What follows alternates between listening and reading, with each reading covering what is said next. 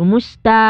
Grabe. Ako nga pala si Jemski. At sa araw na ito ay pag-uusapan natin ng aking a day in a life as a Christian IT student. Palaging late edition. Kaya't huwag na tayo magpatumpik-tumpik pa. Gora na mga B. So yun na nga mga B.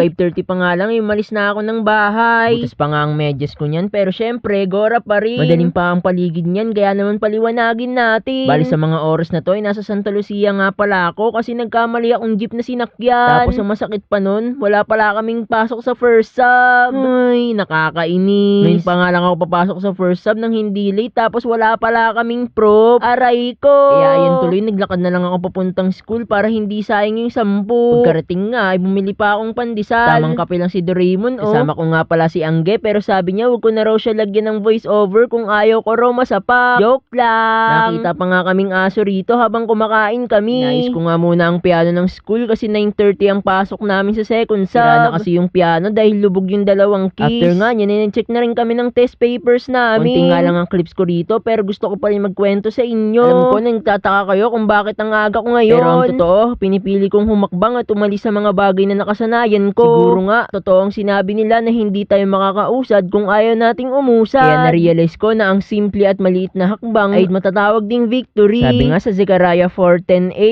do not despise this small beginning, for the Lord rejoices to see the work begin. Maliit man na bagay ito para sa iba, pero para sa akin, ito ay isang malaking tagumpay na. Kasi nakakahakbang na ako ulit at hindi ko yun magagawa kung walang tulong ni Lord. Kaya kung nagsisimula ka ulit at tingin mong mabagal ang usad mo, okay lang yan. Ang mahalaga, umuusad tayo. At ang mahalaga, matuwa sa atin si Lord. Dahil ginagawa natin ng best para umusad at magpatuloy. At ginagawa rin natin ng best para sa Kanya. O siya, humahaba na ang kwento ko. Yun lang at salamat sa pananatili hanggang dulo. At palagi mong tandaan na Jesus loves you. Paalam!